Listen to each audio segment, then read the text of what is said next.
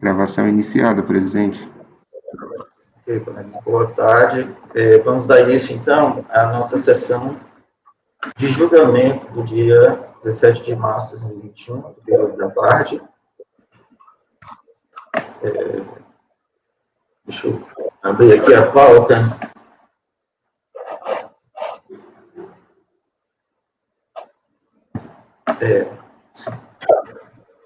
Cumprir aqui as formalidades.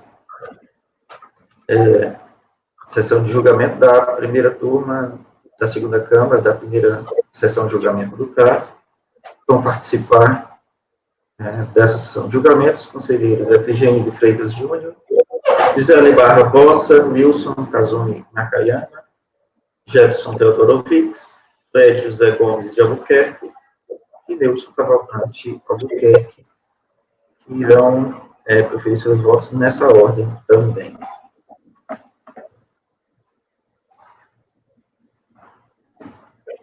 Nós temos na pauta de agora à tarde,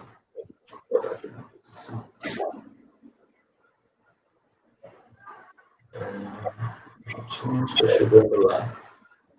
Nós temos, vamos ter uma sustentação oral, que é o item 39 da pauta. Então, esse processo vai ter preferência. Então, deixa eu ver. O item 39 da pauta, que é a Cooperativa de Crédito e Investimento do Rio de Janeiro, Sicredi Rio. Isso vai ser relatado, o processo vai ser relatado pelo conselheiro Wilson.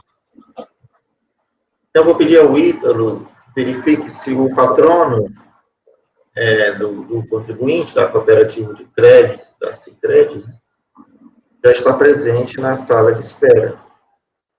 Caso esteja, Ítalo, pode já convocá-lo. Ok, presidente, farei a convocação.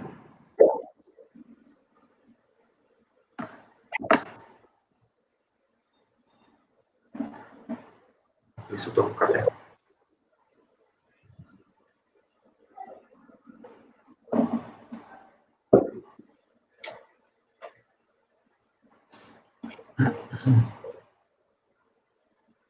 Eu me atrasei muito, não, né? Só uns 5 minutos, não foi? Era 14. Boa tarde. Deixa eu ver. Doutora Tereza, é isso? Boa tarde, presidente. Boa tarde, conselheiros. Seja bem-vinda, doutora Tereza, à nossa sala de reunião aqui da primeira Câmara, da primeira turma da segunda Câmara.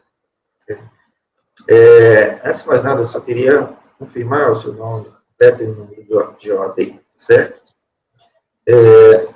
Seu nome é Tereza Mourão Passos Coutinho. Exato. Tereza com S. Tereza com S, perfeito. OAB Minas Gerais 98760, não é isso? Isso. Ok. Tereza, então, vamos dar início ao julgamento do item 39 da pauta, Empresa Cooperativa de Crédito e Investimento do Rio de Janeiro, Sicredi Rio. Vou passar a palavra ao relator, conselheiro Wilson. Depois do relatório, doutora Tereza, eu vou passar a palavra para fazer a sustentação oral. Ok? Então, com a palavra, o conselheiro Wilson. Obrigado, presidente. Item 39, Sicredi. Trata-se de recurso voluntário contra o acordo da DRJ Ribeirão Preto, que considerou a manifestação de inconformidade improcedente. O contribuinte encaminhou DECOMP informando crédito relativo a pagamento indevido a maior de fonte, código de arrecadação 5706, no valor de R$ 49.091, do período de apuração 28/2/2013, recolhido por meio de DARF no valor de R$ 435.354, em 5/3/2013, para compensação de débito de fonte do terceiro decênio de janeiro de 2004, no valor de R$ 49.091. Consta no despacho eletrônico que, a partir das características do DARF, foram localizados um ou mais pagamentos, mas que foram integralmente utilizados para a quitação de débitos da contribuinte, portanto, não restando crédito disponível para compensação. Contra o despacho decisório, o contribuinte alegou preliminarmente a deficiência e precariedade do despacho decisório, por ser extremamente sintético, inexato e impreciso ao descrever possíveis falhas cometidas pela manifestante na compensação realizada, o que ensejaria, segundo a mesma, a nulidade do despacho decisório por cerceamento do direito de defesa. Quanto ao mérito, a contribuinte afirmou ter calculado em fonte sobre o valor de juros sobre capital maior que o autorizado à distribuição pela Assembleia Geral Ordinária, conforme previsão estatutária, tendo sido recolhido um valor de fonte maior do que o devido. Aduz a contribuinte que o erro foi constatado em abril de 2013, sendo que foi distribuído o valor correto de juros sobre capital próprio e retido dos cooperados o valor correto do fonte. Assim, o crédito pleiteado seria da diferença entre o valor de fonte calculado e recolhido a maior do que o devido. A manifestação de inconformidade foi julgada improcedente pela terceira turma da DRJ Ribeirão Preto, no acordo cuja ementa eu colaciono aí abaixo. O contribuinte apresentou recurso voluntário e alega o que segue, que na elaboração da DCTF originária, cometeu um simples erro material no preenchimento da DCTF do período de fevereiro de 2013, nos campos referentes ao valor do débito de fonte, juros sobre capital, uma vez que o valor recolhido e declarado, R$ 435.354, decorreu de equívoco na apuração do tributo, que foi calculado sobre um valor de juros sobre capital maior do que o efetivamente apurado e distribuído. Que foram distribuídos o valor correto de juros sobre capital próprio aos cooperados e retido apenas o valor de fonte sobre a base correta, tornando-se do cooperado tanto o valor dos juros sobre o capital distribuído a maior, quanto do correspondente imposto retido a maior inicialmente. Sendo esse o crédito ora pleiteado, afastando-se, portanto, qualquer entendimento de que a recorrente estivesse se valendo do crédito de terceiros. Em relação às contas correntes que estavam inativas à época da correção do equívoco, como não foi possível estornar os juros sobre o capital pagos a maior, também não houve estorno nos respectivos fontes, razão pela qual a recorrente não considerou qualquer crédito com relação a esta parcela do imposto retido. Que a recorrente, apesar de ter percebido o equívoco somente com a ciência do despacho decisório, justamente por esse motivo deixou de retificar o DCTF do período, quando as informações referentes ao débito recolhido a maior, uma vez que a retificação não produziria efeitos consoante expressa previsão do artigo 9º, parágrafo 2º da Instrução Normativa 1110 de 2010, vigente à época. Estaria providenciando a retificação da DCTF do débito, que originou o crédito em questão, uma vez que somente com a decisão de primeira instância teve ciência da autorização excepcional criada no parecer normativo COSIT número 2 de 2015, em que a Receita Federal reconhece a possibilidade de retificação da DCTF, mesmo após a ciência pelo contribuinte do despacho decisório que não homologou a compensação. E a turma julgadora ACO deixou de analisar o registro contábil dos valores em questão, folhas 137 a 150, bem como o extrato bancário que indica passo a passo a primeira distribuição dos juros sobre capital e respectiva retenção em valores equivocados, a maior, o estorno integral desses valores, juros sobre capital e retenção, e a posterior distribuição dos juros sobre capital e respectiva retenção dos valores corretos. Reitera que o despacho decisório seria nulo por inexatidão e imprecisão da descrição fática do suposto equívoco cometido pelo recorrente no procedimento de compensação em questão, as quais tornariam o trabalho da sua defesa excepcionalmente penoso, mordente quando as irregularidades detectadas pelo sistema eletrônico da Receita não seriam acompanhadas de elementos suficientes a identificá-los. E o fator determinante para a decisão da primeira instância de julgamento decorreu da não retificação da DCTF no campo do débito, que originou o pagamento maior. Que absurda conclusão da DJ da inconsistência da argumentação da recorrente, exposta na manifestação de inconformidade, pelo fato da transmissão da DCTF original ter sido realizada em 18 de 4 de 2013, na mesma época em que detectado o erro alegado. Também não seria razoável a afirmação da DJ de que a DCTF seria instrumento de confissão de dívida e constituição definitiva do crédito tributário, não podendo-se presumir a impossibilidade de prova em contrário a fim de demonstrar o erro cometido, sob pena de se frustrar a prevalência da verdade material na qual a essência sobressai a forma. Que a DCTF retificadora, encaminhada pela recorrente em 18 de 3 de 2015, alterou apenas informações referentes a outros débitos, diversos do aqui tratado, conforme reconhecido pela própria turma julgadora. Isso porque a recorrente, por mera falha humana, não se atentou para a necessidade daquela retificação. Requer a conversão do julgamento em diligência, formula quesitos e faz a indicação do perito. Requer, ao final, preliminarmente a nulidade do despacho decisório em decorrência da imprecisão e inexatidão dos fatos que motivaram a exigência do mérito, que seja dado provimento a recurso indeposto com o reconhecimento do direito creditório pleiteado e o reconhecimento do erro do preenchimento da DCTF. Consta nos autos que em 23 de 2017 foi juntada a DCTF mensal retificadora do mês de fevereiro de 2013, no qual consta a página 12 da DCTF, que o débito de fonte do 3º decembro de fevereiro de 2003 é de R$ 385.268. E é esse o relatório, presidente. Ok, obrigado, Wilson. Então, com a palavra, doutora Tereza. Tem 15 minutos, tá? Obrigada, presidente. Boa tarde, conselheiros. O relator fez um apanhado bastante completo acerca do objeto do recurso voluntário. Essa matéria já é conhecida do Conselho com relação à essência da verdade material e a impossibilidade de se considerar que um equívoco humano possa prevalecer, ou seja, a prevalência da essência dos fatos e não da forma da declaração, sem qualquer intenção do contribuinte de desconsiderar a importância das declarações, mas sendo defeso a partir de documentos contábeis, documentos bancários, demonstrar que o que foi declarado em DCTF foi um equívoco, fruto, inclusive, do equívoco dos procedimentos. Eu gostaria de pedir licença para compartilhar a tela, para poder demonstrar de forma mais ilustrativa esses fatos.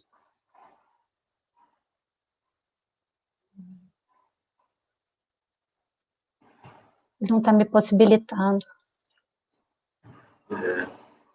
É só apertar, presidente, é apenas apertar no share screen? Teoricamente, sim. Seria o segundo ícone no canto inferior esquerdo. O ícone do meio é esse, né? Pronto. Exato. Bom, então, em um brevíssimo resumo de tudo o que aconteceu cronologicamente falando. Em 5 de fevereiro de 2013, a Sicredi Rio realizou uma Assembleia Geral Ordinária, na qual restou aprovado por unanimidade a distribuição de juros sobre capital próprio no valor de R$ 2.669.452. A tela está sendo vista por todos? Sim. Ok. Em 21 de fevereiro de 2013, colocando em prática o que foi deliberado naquela Assembleia, a cooperativa cometeu um equívoco e distribuiu R$ 2.999.879, com retenção por reflexo também equivocada de um valor de imposto de renda de R$ 435.354. Somente 2 meses depois, percebeu o equívoco cometido, mas estornou, no dia 19/4 de 2013, a integralidade dos juros pagos a maior e o respectivo IRRF da diferença de R$ 49.091. O crédito efetivo, na verdade, era de R$ 50.086. No entanto, como se passaram 2 meses entre a distribuição e a percepção da cooperativa de que aquele equívoco foi cometido, algumas contas já estavam inativas, algumas pessoas cooperadas, físicas ou jurídicas, já não estavam na cooperativa, não sendo possível fazer esse estorno. Mas a recorrente não se aproveitou dessa parte, por isso diminuiu do seu crédito de 50.886 o valor de 995, resultando no crédito de 49.000. Na mesma data, nós vamos ver adiante com os extratos dos cooperados, foi feita a distribuição correta dos juros sobre capital, retendo o imposto de renda também adequado.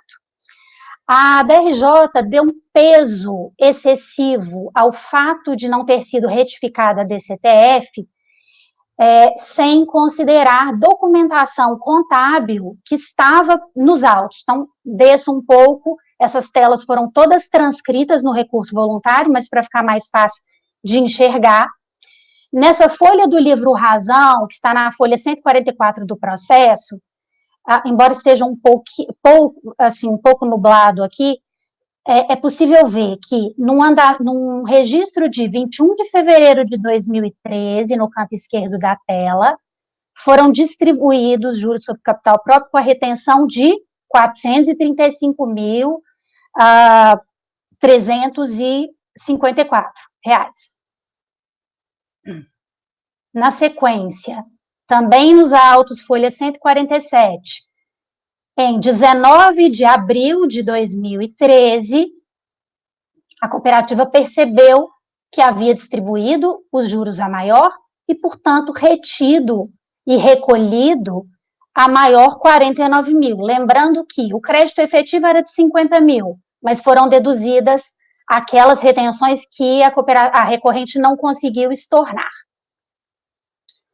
Outra tela do Razão, que também está nos autos, folha 148. Os nomes dos titulares das contas e, no canto direito, texto do lançamento, estorno IR juros ao capital, no valor embaixo de 49 mil. Um pouco abaixo, o livro Razão também identifica 49.091 IR sobre juros ao capital a compensar. Andamento no canto esquerdo, 19 de abril de 2013. Não fosse o bastante, porque esses documentos todos foram apresentados por ocasião da manifestação de inconformidade e a DRJ não analisou. A contribuinte ainda complementou a documentação juntando mais 2 outras telas do livro Razão no protocolo do recurso voluntário, que identificam, na folha 571 do processo, a retenção e recolhimento de 435 mil, que aconteceu em fevereiro.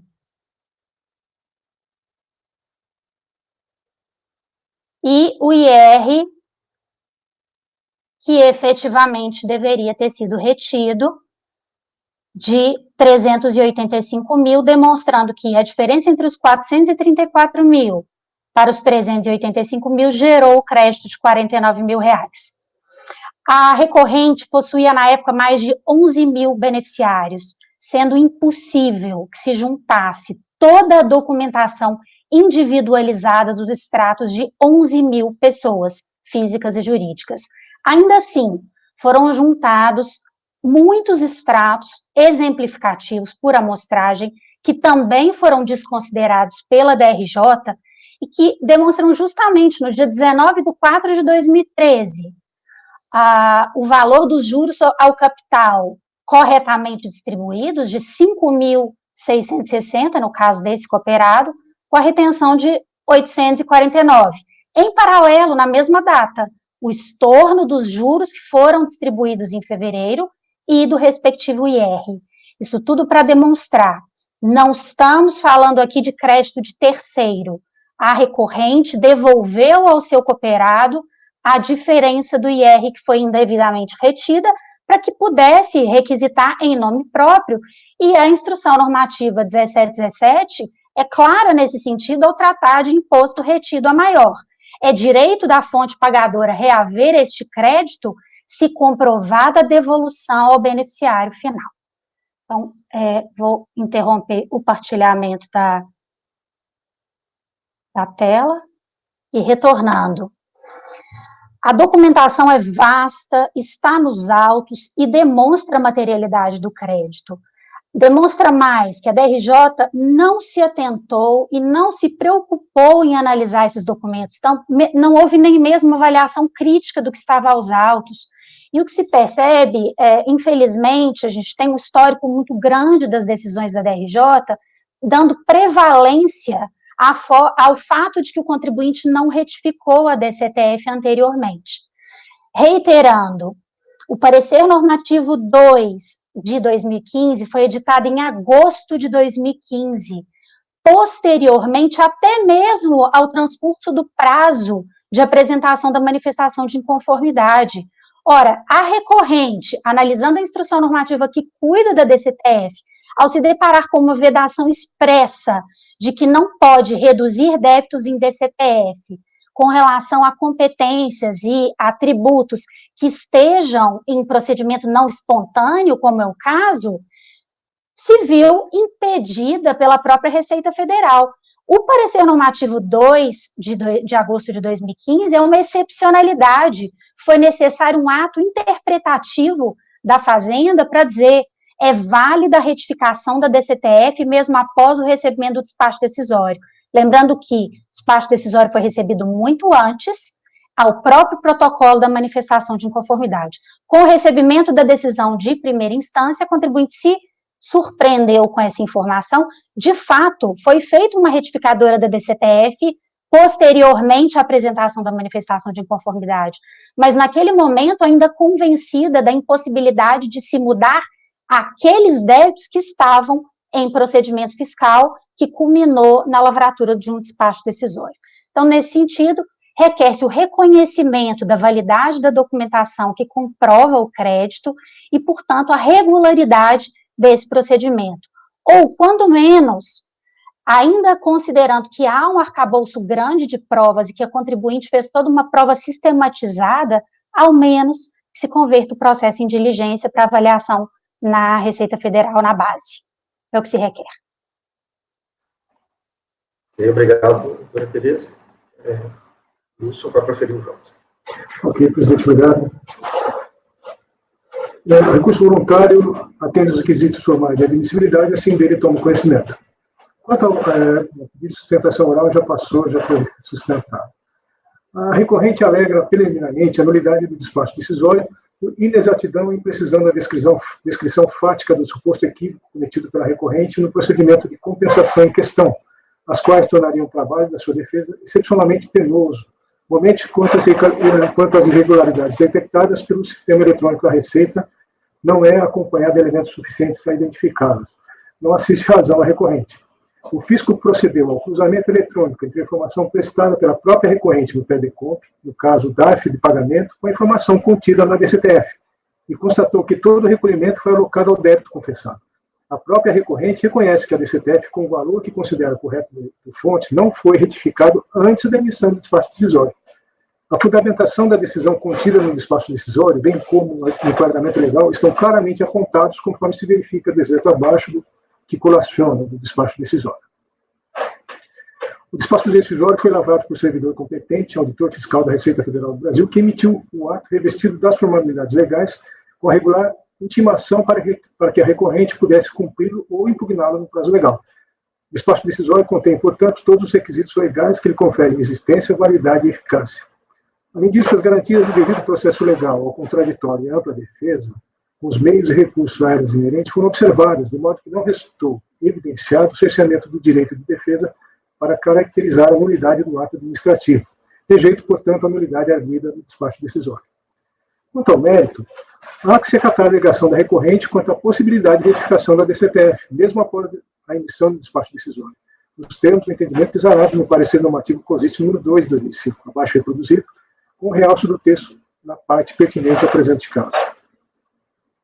Embora plausível a alegação da recorrente quanto ao erro de provisionamento do juros sobre capital próprio realizado ao longo do período e, consequentemente, do cálculo e recolhimento decorrente do fonte, fato é que os documentos juntados aos autos, embora sejam parte dos assentamentos contábeis, os documentos juntados às folhas 144 e 150 são apenas telas do sistema, e não um livro razão. E, por isso, não são suficientes para demonstrar o erro alegado do preenchimento da DCTF. A recorrente, desde a manifestação da inconformidade, vem pleiteando a conversão do julgamento em diligência com a formulação de quesitos e a indicação do perito. Assim, por ter apresentado um início de prova, entendo que o julgamento deva ser convertido em diligência à unidade de origem para que esta intime a recorrente apresentar o livro diário, razão, bem como o balanço, balancetes, valor, nos quais seja possível identificar o valor do juro sobre capital próprio originalmente calculado e o valor posteriormente corrigido, e da DIRF, na qual informa o valor dos rendimentos pagos e a respectiva retenção dos beneficiários do recebimento do juro sobre capital próprio, a fim de se concluir sobre o direito de crédito originado de suposto pagamento indevido ou maior de fonte sobre o juro sobre capital próprio do terceiro decêndio de fevereiro de 2013. A unidade de origem poderá intimar a contribuinte a apresentar outros documentos que entender necessários para o deslinde da controvérsia e elaborar relatório conclusivo. Deve ser dado ciência do relatório fiscal recorrente, abrindo-lhe prazo de 30 dias para manifestar-se, se assim desejar. Só complementando, presidente, aqui, como a própria recorrente, a Argui, ela tem uma quantidade bastante grande de contribuintes, e o que ela realmente informa, dentro dessa documentação que foi apresentada, foi uma parte, né, do suposto recebedores do juros sobre capital próprio. Portanto, não é uma cópia integral dos documentos contábeis que deveriam ser apresentados para que se tomasse uma decisão a contento. Então, esse é o meu voto, presidente. Obrigado, Luiz. Vamos aos debates.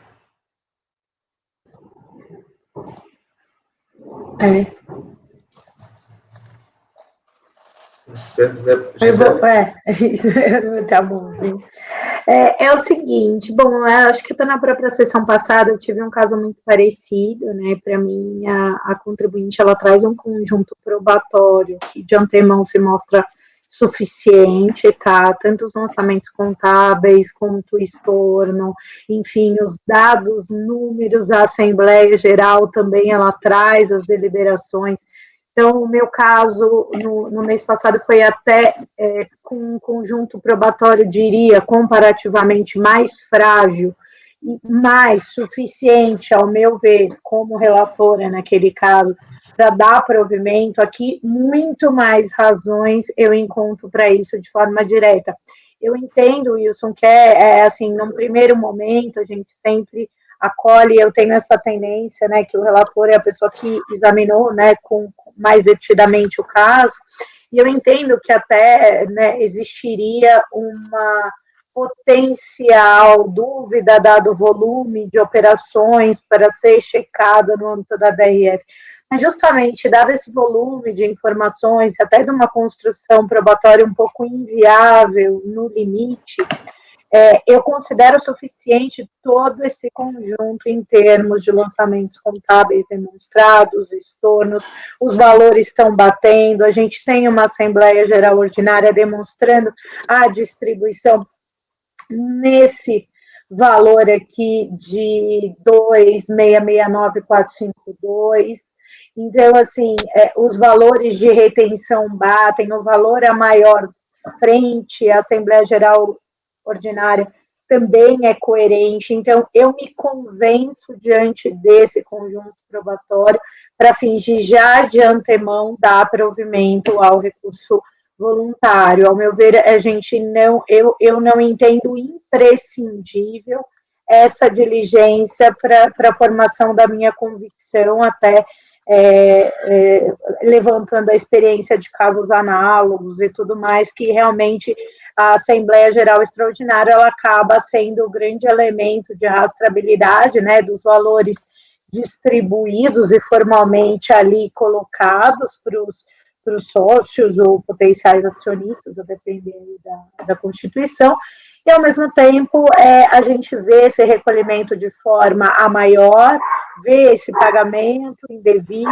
Então, assim, eu me convenço aí das razões e das provas trazidas pela hora recorrente, tá? Então, para mim, são suficientes. Em que pese data máxima vênia, tá, Wilson, também entenda a sua preocupação e a sua cautela de talvez uma análise ainda mais exaustiva, porque afinal a contribuinte não trouxe a totalidade para ver se cada um dos pagamentos, mas eu estaria convencida, dado o conjunto. E também a gente supera essa questão do DCPF, uma vez que o contribuinte traga todo esse amparato probatório, superamos isso, independente da retificação, pelo menos, né, sobre a minha perspectiva, ter ocorrido aí posteriormente, desde que o contribuinte traga elementos para reforçar suas alegações e motivar o porquê da retificação. Então, é assim que eu vejo esse caso. Wilson? Eu acho assim, como eu tenho uma quantidade muito grande de beneficiários do pagamento, né, o que acontece? Se quando vai chegar, na verdade, que para a delegacia é muito simples, né? Porque quando vai chegar para a delegacia, o que ela vai estar apurando? Bom, ela está dizendo que ela fez um recolhimento, né, de fonte, de juros sobre capital próprio, em determinado valor. Se houver uma diferença entre isso aí e o que foi recolhido, né, de terceiros, que foi recolhido de terceiros, ela vai ter direito a essa devolução, essa restituição, né? Agora, o que acontece? Na unidade, quando você tem os sistemas lá da DIF, lá exatamente o valor que foi informado pela própria contribuinte, que foram os valores repassados, que foram valores pagos por beneficiários. Então, na verdade, a apuração pela unidade é muito simples, ela vai fazer uma comparação entre o que teve de DIF distribuído, né, com aquele código de receita e código de retenção, e fazer um contraponto em relação ao valor que foi recolhido, efetivamente recolhido. Então, a diferença é o que ele tem direito, basicamente isso.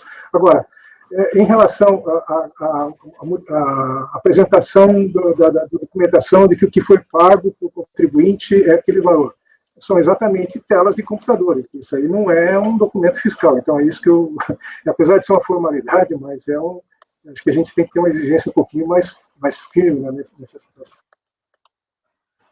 Certo.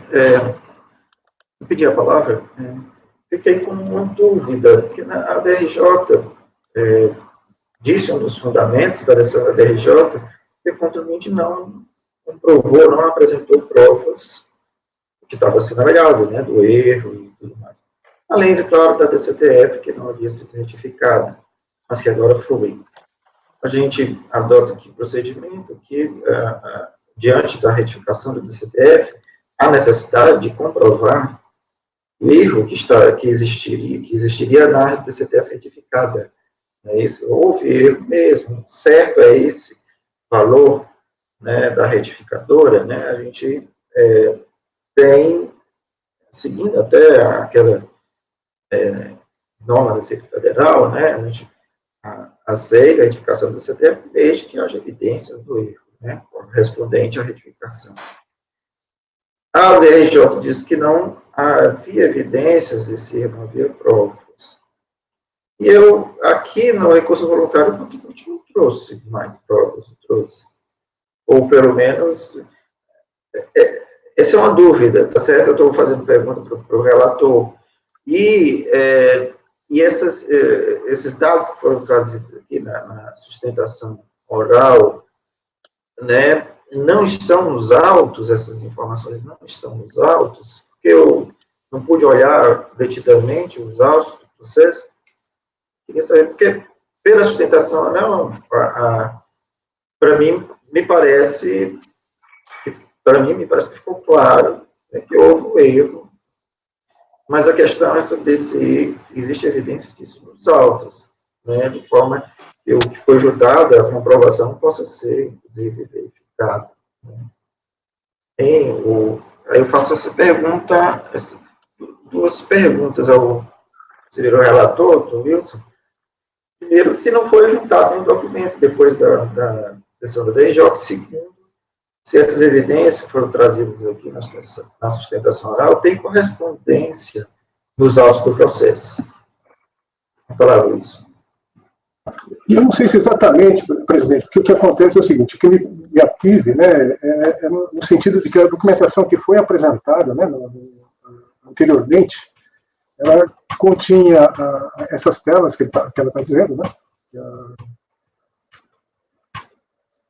que o doutor está dizendo, tem a Assembleia, mas eu realmente não me ative a essa informação. Né? O que eu me prendi é o fato de que as informações em relação aos beneficiários dos pagamentos, né, que seriam para poder confirmar se realmente qual que era o valor que foi distribuído a eles, para mim, assim, tinha um valor total, mas eu não sei se realmente aquele era o valor, justamente por quê? Porque era uma tela de computador que foi apresentada, não foi realmente a documentação contábil que deveria ter sido apresentada.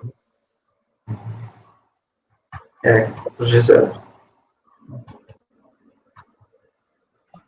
Presidente, respondendo sua pergunta, eu estou até baixando o processo para precisar as folhas, mas a ata da Assembleia Geral Extraordinária está aqui, é o DOC 6, tem as GIRFs também, os extratos, né, e as telas do que o conselheiro Wilson, né, sim, são telas de computador, né, são com razão, né, dado um print screen, realmente. E é um pouco natural que isso aconteça, não é uma prova, ao meu ver, hábil a ser descredenciada, né, enfim. Então, está aqui, o que ela alega está, já em sede de manifestação de inconformidade, depois no recurso voluntário ela detalha um pouco mais essas telas. É isso que eu enxergo aqui, ou seja, o que a patrona trouxe aqui em sustentação oral está nos autos, né, que era a sua pergunta, né, Nilson, se essas telas, se essas estão nos autos. Eu estou aqui baixando para a integralidade, posso até te precisar, mas estão sim. Então, entra nessa questão de análise qualitativa da prova, né, e de suficiência probatória, né, no fundo é isso. Eu até entendo, viu, Wilson, essa questão até de uma certa facilidade, né, pela DRF fazer esse confronto e atender a sua solicitação, mas meu ponto é algo que também sempre o conselheiro Nilson coloca essa formiguinha, que eu sempre penso o quanto a gente realmente ela se torna imprescindível, né? O conselheiro Tozelli brincava que eu era a rainha da diligência, eu era a Mrs. Diligência, e aí eu comecei a refletir um pouco sobre as minhas diligências, e ser um pouco mais, às vezes, criteriosa, digamos assim, para a gente não né? Mas aqui eu entendo também, plausível a sua visão, mas que as telas estão e que para mim seria, como disse o Nilson, um pouco, né, de fácil visualização na medida que você vai cotejando os valores e os lançamentos, me deixa um tanto quanto tranquila. Se eu tivesse alguma inconsistência clara nesse cotejo documental, na GO e tudo mais, aí fica mais difícil. Né? Não, mas assim, evidentemente que eu vou falar aqui, na verdade, é um corolário do que da decisão nossa, né? Mas imagina, teve uma Assembleia Geral Ordinária, houve a decisão para a distribuição de juros sobre capital próprio para os cooperados, né? E o que acontece? O que a recorrente argui é que foi distribuído um valor maior do que o devido, e que o valor correto foi apurado, também não levando em consideração aqueles associados, né, que já não tinham mais conta corrente. Ora, vamos dizer assim, se a gente for exatamente preciso, eu não sei quais deles que não receberam. Eu entendi seu ponto, eu entendi. Eu sei que ela está dizendo o seguinte, ó, tá certo, é um valor menor que eu estou pedindo, porque o valor que eu estou considerando, eu não estou levando em consideração aquelas pessoas que eu já não tenho a conta mais, por isso que eu não estou levando em consideração. Mas quais são essas pessoas? Eu não tenho claro isso. Sim, isso não tem mesmo. Exatamente o que você quer ver, não tem. Então, o que tem é essa coerência de concatenação. Bom, vamos lá, posso falar para o Virgínio, já tinha pedido? Olha só, a gente está diante de uma situação que é muito semelhante a casos que nós já julgamos aqui, no seguinte sentido: o contribuinte foi exigido uma retificação de DCTF. O contribuinte providenciou a retificação da DCTF, certo? Quando nós temos certeza, se, por exemplo, o que nós temos aqui é uma tela de sistema, e tela de sistema não é documentação contábil. Né?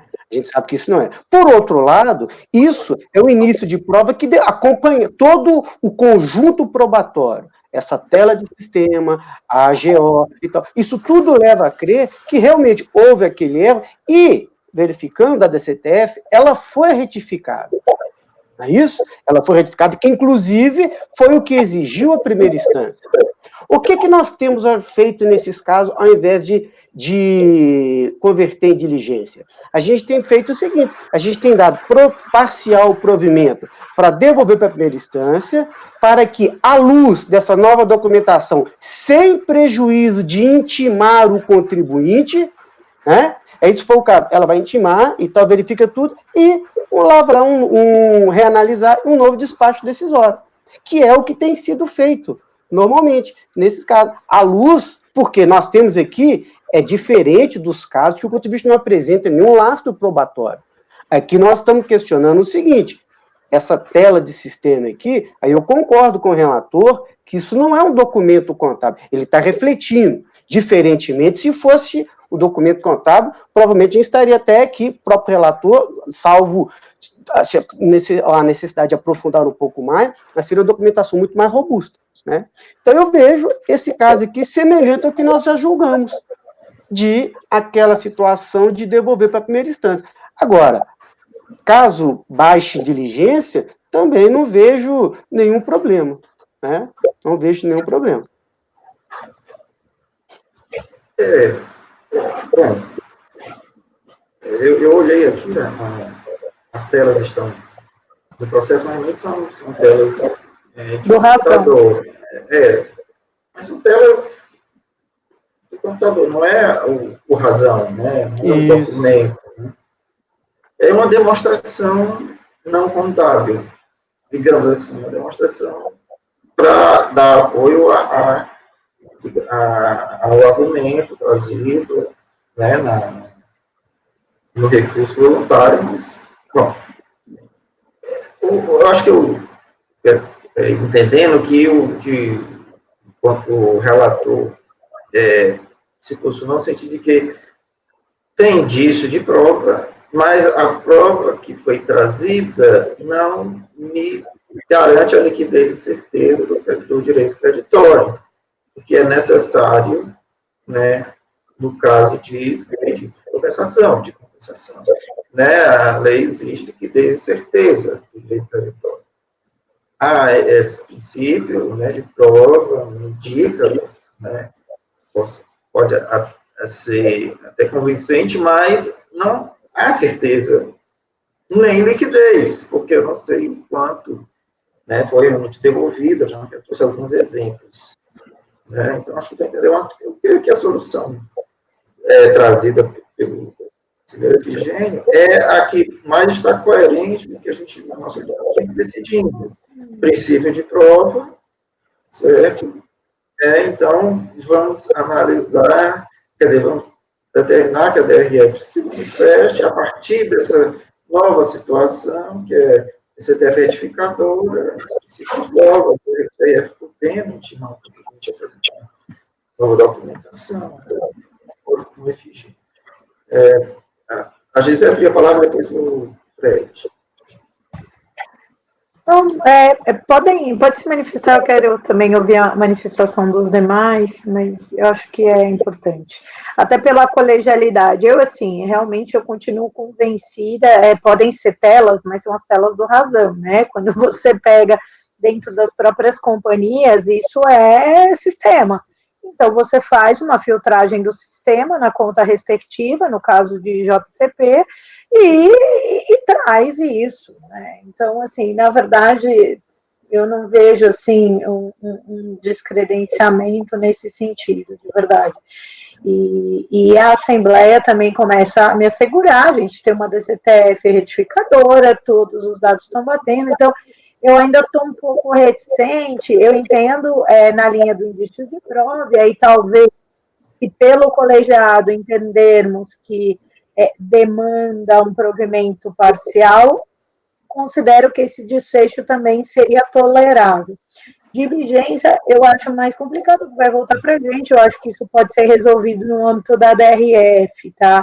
Então, na linha do que o colegiado já vem trabalhando. Então, eu estou um pouquinho aí pela colegialidade, por isso eu acho importante, para o prédio, ouvi-los também. Então, vamos assim, o conselheiro Fred, o Jefferson, depois o Wilson. Presidente, eu acredito que o doutor Wilson tenha pedido bem antes de mim a palavra. É verdade? Então, desculpa, Wilson. Na verdade, até pela deferência pelo fato de ele ser relator, é importante. Eu até pensei, presidente, em relação a dar provimento parcial exatamente nos mesmos modos que a gente vinha fazendo. Mas como a própria recorrente, ela pede que se faça uma diligência, né, pessoal? Então, se é um pedido e ela tem formulado os quesitos, eu acho que nada mais razoável do que estar realizando, vejo que tem indícios, né? Que tem indícios, então nada mais razoável do que estar atendendo o pedido da recorrente. Nessa situação que eu... Mas eu realmente fiquei... ainda me parece assim um pouquinho tendo a questão de a gente pensar em diligência e dar provimento parcial com a análise da liquidez e certeza pela unidade de origem, né? É isso. Fred? Obrigado, presidente. Esse debate aqui é sempre muito interessante, porque diz absolutamente respeito à prova, né? Inclusive um belíssimo livro escrito e, enfim, por conselheiros do CAF sobre a eficiência probatória, né, no âmbito daqui do CAF, coordenado pela doutora Gisele. Enfim, eu entendo as razões da doutora Gisele pelo que eu extraio do que está sendo dito por ela, tem no fundo do argumento a questão da própria eficiência do nosso julgamento aqui, de não ficar retornando algo que, em tese, poderia ser resolvido agora, e a gente deve levar em consideração a eficiência, né, dos nossos julgamentos. Mas eu concordo com o relator no que diz respeito a que não todos os elementos de prova, a meu ver, né, todos os elementos de prova, né, não indiciária, né, a prova em si, elas não estão demonstradas nos autos de forma que me permitam ter a confiança de que o que for apresentado nas telas é suficiente. Eu acho que não é. E, assim, entendo que a solução que também foi colocada pelo relator resolve o problema, na prática, daquilo que o contribuinte está pedindo.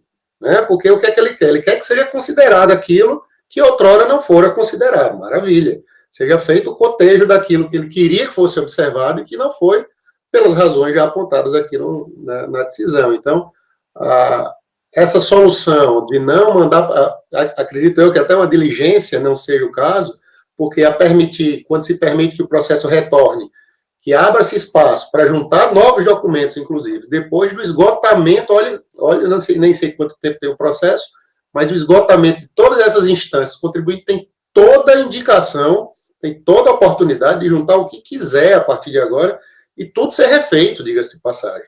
Concordo que isso, sobre o aspecto da eficiência, é um problema, porque o que a gente está fazendo é anular praticamente tudo para o processo voltar ao estágio inicial. Na prática, pelo menos ao meu olhar, a gente meio que desconsidera tudo que fora produzido até agora e o processo volta literalmente para o zero. Né? E ainda estou matutando, como diz aqui no Ceará, como isso, de fato, pode representar eficiência ou ineficiência do processo administrativo. Não tenho posição ainda definida, mas para preservar o direito do contribuinte nesse caso e para não fechar os olhos aos inúmeros indícios que estão indicados no recurso do contribuinte e que foram indicados aqui muito bem, inclusive, na sustentação oral, acho que a sugestão do relator está absolutamente adequada, presidente. Obrigado. Okay. Obrigado, Jefferson. Realmente, a sugestão do conselheiro Wilson, ela é bastante cautelosa, né? Indo pela possibilidade de fazer a diligência. E, ao mesmo tempo, também, eu entendo a posição da Gisele, eu acho que ela identifica esse laço mais robusto em relação a processos anteriores, né? E é realmente um argumento razoável. Mas, ao mesmo tempo, eu acho que, e a questão também da eficiência, eu acho que a questão da eficiência também é algo que pesa para mim um pouco menos, assim, para todo mundo, né? Mas eu acho que o argumento para o parcial provimento, né, e retorno ao autor de origem, seria um meio termo bastante satisfatório. Né? A gente evitaria esse retorno do zero, digamos assim, né? Conseguiríamos aí um resultado até mais satisfatório para o contribuinte, né? E, ao mesmo tempo, daríamos tempo para que o contribuinte se organizasse e apresentasse essa documentação no momento certo, né? Pelo menos quando for diligenciado em relação à autoridade de origem. Então, a minha visão é que seria um melhor tom, digamos assim, claro, com todo respeito ao relatório e ao voto do relator, né, mas eu acho que talvez fosse o caminho de um provimento parcial mesmo. Até porque a gente seguiu um caminho muito parecido em alguns processos anteriores, até alguns meses, assim. Então, acho que talvez fosse uma linha bastante ponderada, digamos assim. Sim. É isso, gente. Gisele? Assim, ouvindo o colegiado, eu acho que, vejam, a diligência me incomoda um pouco no sentido de que a gente já está, basicamente, reconhecendo em certa medida, e, portanto, entendo que o provimento parcial, para mim, seria mais tolerável em prol da colegialidade do que propriamente a diligência. E eu acho que também evitaria, seja uma nova decisão da DRJ ou que suba ao CAF, eu acho que a DRF vai suprir. Uma coisa que é importante, Fred, eu acho que o Neudson já bateu bastante nessa tecla, o Efigênio e eu, aqui a gente não está anulando o despacho decisório, ao que estava, né, ao tempo do qual ele foi proferido, ele foi adequado, então não é uma nulidade, e nem há que o contribuinte alegar aqui potencial homologação tácita, porque vai, né, porque a grande preocupação às vezes disso, a gente tinha um dos conselheiros falando, né, fazendários, né, era muito resistente a essa decisão nossa, no sentido, eles vão alegar homologação tácita. Não, porque a gente não está anulando. Em verdade, a gente está pedindo que a DRF olhe sob a perspectiva agora de uma realidade posta, de uma DCTF retificada e de um conjunto probatório realmente novo, né, e que vai ser basicamente suprido lá, e esperamos que não suba, e dessa forma a gente não teria uma ineficiência, muito pelo contrário, a gente teria um alto grau de satisfatividade, porque a grande questão é o quanto a gente é eficiente versus o quanto a nossa decisão é de fato satisfativa.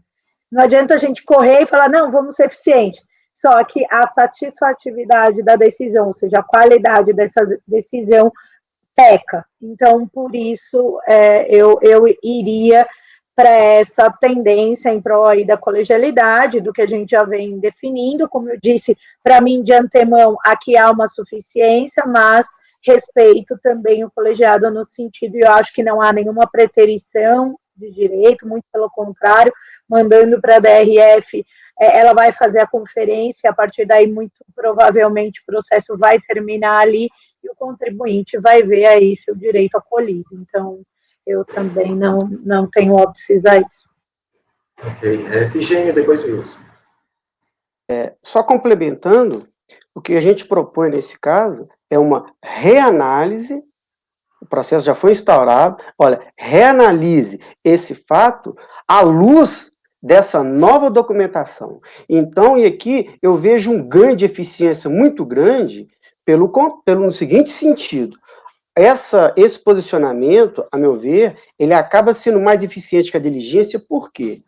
A mesma análise que a DRF vai fazer nessa diligência, o que ela vai fazer? Ela analisou, fez um relatório, deu ciência ao contribuinte, devolve para o CARF, vai ser colocado em pauta e um novo julgamento. Nesse modelo proposto, o que acontece? Aquela mesma análise, está ok? Está faltando prova, intima o contribuinte, apresentou a prova? Ok, despacho decisório, homologou, ok, pronto, encerrou a discussão. Ao passo que se fica na diligência, devolve para o CARF, para lá na frente ser pautado novamente, ser julgado. Então eu vejo aqui um ganho de eficiência. E frisando, ela vai reanalisar aquele mesmo fato somente agora, sob um outro olhar. Certo? Eram essas as minhas considerações, presidente. Certo. Wilson? Bom, presidente, aqui eu entendo que é o seguinte, talvez nós pensamos sobre dois aspectos. Primeiro, em relação à eficiência, realmente não tenho dúvida de que se a gente está encaminhando para a unidade, o que ela vai fazer lá, na verdade, né?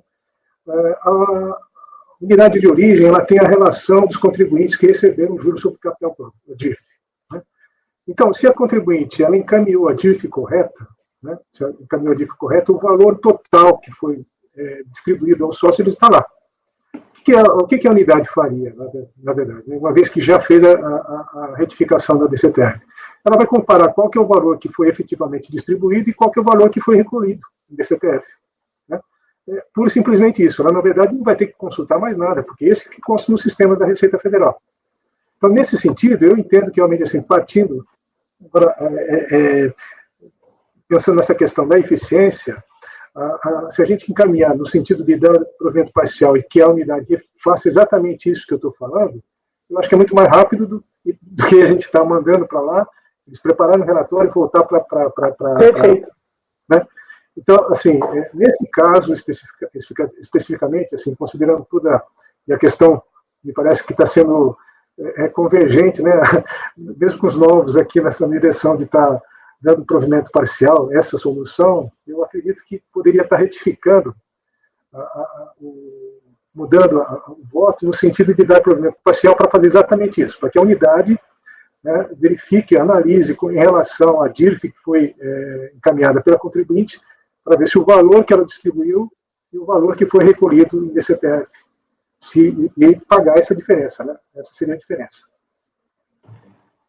Acho que está mais razoável nesse sentido. Porque no fundo é a mesma coisa, né? O Wilson não vai mudar nada, só vai mudar quem vai morrer lá, essa é a verdade. Estando tudo ok, não devolve para a gente. Vai morrer lá, exatamente. Exato. Até porque a unidade ela tem uma forma muito mais prática de fazer do que nós, né? Sim, e de solicitar documento, de eventual dúvida, solicita ao contribuinte. Não, talvez não seja nem necessário solicitar. Exatamente, talvez não precise. Uma vez que a patrona está vendo que a questão aqui é a prova, a falta de contabilidade, a própria empresa pode espontaneamente oferecer essa documentação para a DRF, pedindo para juntar os autos, independentemente. Sim. Antes mesmo de uma intimação. Né? Olha, estou juntando aqui, já que vai analisar, está aqui a prova, está aqui a minha contabilidade. Pode ser feito isso antes mesmo de uma intimação aí da Receita. Né? Eu acredito que eles têm essa prova. Né? Essa prova. A doutora Tereza, queria a palavra? Presidente, é apenas uma dúvida procedimental. Em prevalecendo esse provimento parcial, com o retorno dos autos para a base, seria emitido um novo despacho. Obviamente, né, nós acreditamos e confiamos que vá caminhar para homologação do crédito que eu estou pleiteando, mas podemos ter uma eventual discordância parcial do crédito. Aí eu quero só entender como que até o CARF está se posicionando. Aí eu teria um resíduo mantido, e se eu tiver resistência, se eu discordar dessa manutenção, teríamos um novo processo administrativo para discutir esse resíduo, é isso? Uma nova rodada do processo administrativo. Ele só não vai voltar para o CARF, porque agora, pelo valor, provavelmente ele vai ficar na DRJ, né? Na DRJ. Pelo pequeno valor. Acredito que isso não vai acontecer, vocês vão apresentar a contabilidade lá para a DRF. E vai É apenas para compreender, porque a gente já teve essa situação com outros contribuintes também. Não, a ideia é que haja uma revisão daquele ato, tá certo? E havendo uma revisão daquele ato, no caso do despacho decisório da DRF, da unidade de origem, essa revisão ela pode ser submetida novamente a um contraditório por meio de uma manifestação de conformidade, é como se fosse uma nova rodada do processo. Ou seja, como há uma revisão, o processo volta para a origem, inclusive, sobre o aspecto processual. Eu entendo o incômodo do conselheiro Fred, até mesmo pela sua formação acadêmica, porque do aspecto processual judicial, isso seria extravagante, né? Seria algo não admitido. Mas eu quero lembrar que a gente está no âmbito administrativo, em que o processo, apesar de a gente se espelhar no processo judicial, ele não é exatamente o mesmo.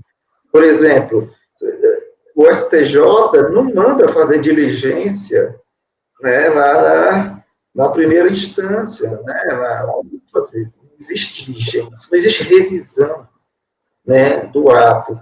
Então, assim, no âmbito administrativo, como o CARF é um órgão administrativo, e no âmbito administrativo, a gente não, o seu código não é obrigado a certas situações, rever os seus atos.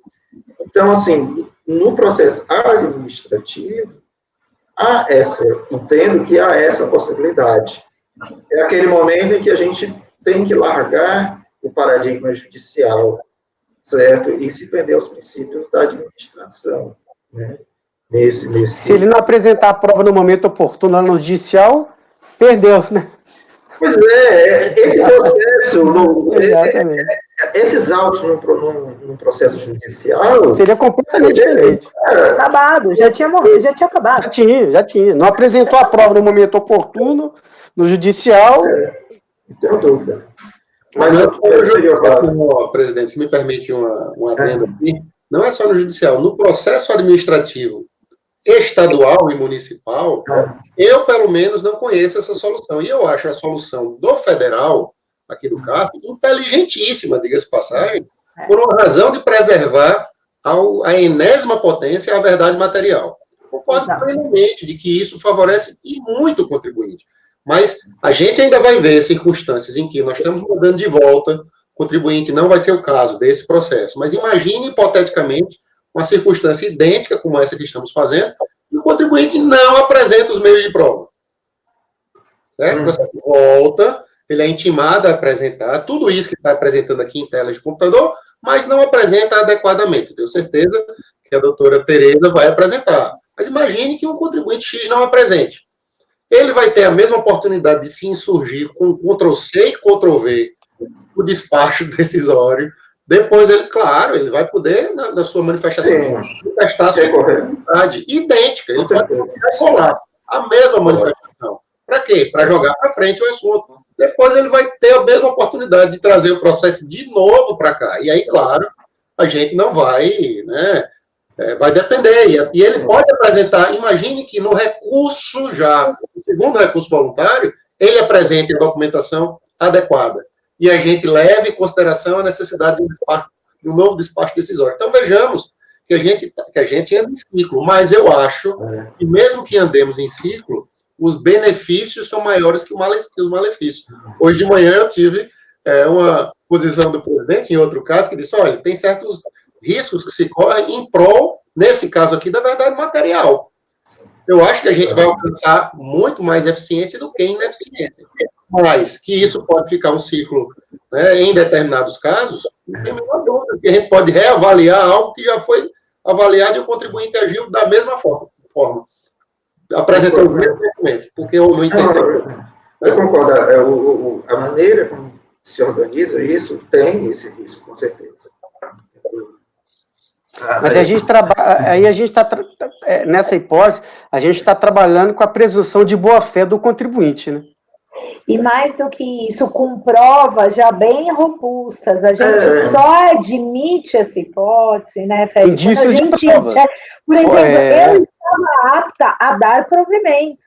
Então, eu só estou tolerando isso porque, para mim, o conjunto probatório já é suficiente. Eu não só acredito que vai acabar na DRF, como eu não imagino esse círculo, né, desvirtuoso, digamos assim, que possa vir a acontecer. Que ele pode, mas eu acho que o colegiado ele anda sendo extremamente criterioso sobre quais provas estão sendo e gerando reais indícios de legitimidade do crédito. Não é qualquer prova. São provas robustas o suficiente, por exemplo, para mim, dar até provimento direto ao recurso voluntário. Então, assim, é só essa observação, porque eu acho que ela é pertinente, né, na medida que a gente não está adotando essa decisão, né, esse modelo de decisão para todo e qualquer, mas para quando a gente tem quase certeza absoluta que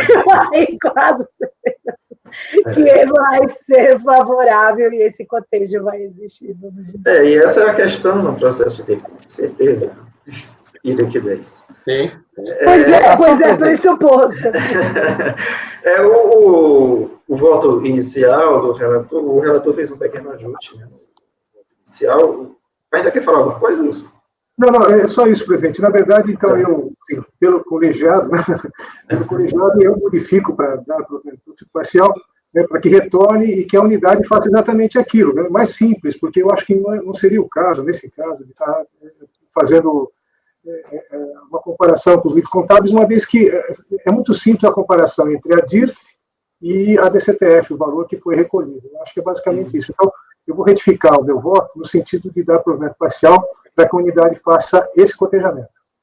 Tá, ok. Então, considerando o ajuste que o relator fez do voto inicial, vamos colocar em votação. Efigênio. Agradeço ao relator pela alteração, a fruto do debate, é sempre bom essa discussão, e eu acompanho integralmente. Eu também, em prol da colegialidade, acompanho integralmente aí o relator. Jefferson. Acompanho o relatório, presidente. Com o relator, presidente. Também acompanhou o relator.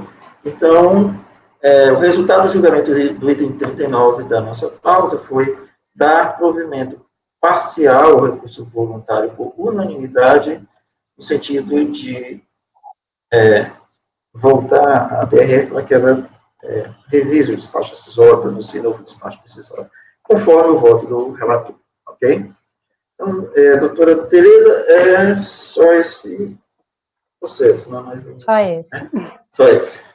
Então, muito obrigado pela sua participação. Eu que agradeço. Uma boa tarde de trabalho. Boa tarde, também. até mais vezes. Tchau. Dá para a passar pela unidade.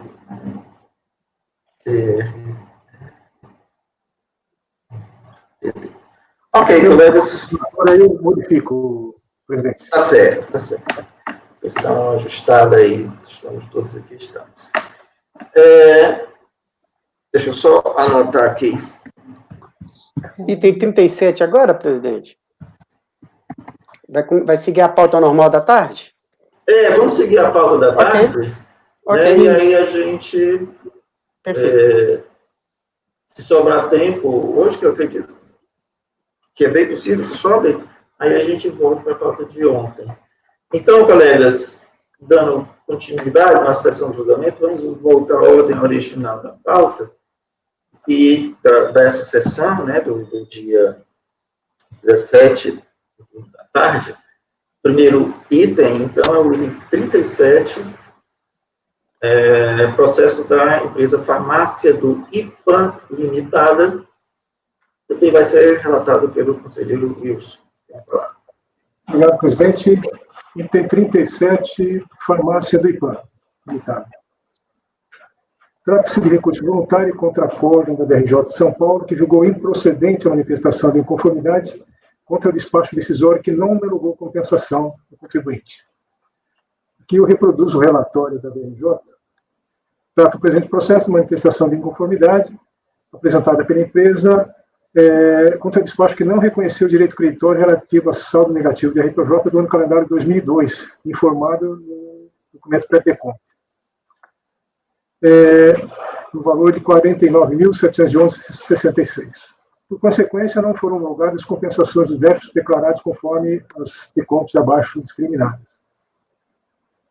Ao fundamentar o despacho decisório, proferido em 27 de 11 de 2009, a autoridade fiscal competente expõe que a interessada, conforme demonstra os status dos sistemas internos de RPJ consulta relativa à declaração de rendimentos, imposto de renda da pessoa jurídica, apresentou o lucro real no ano calendário 2002.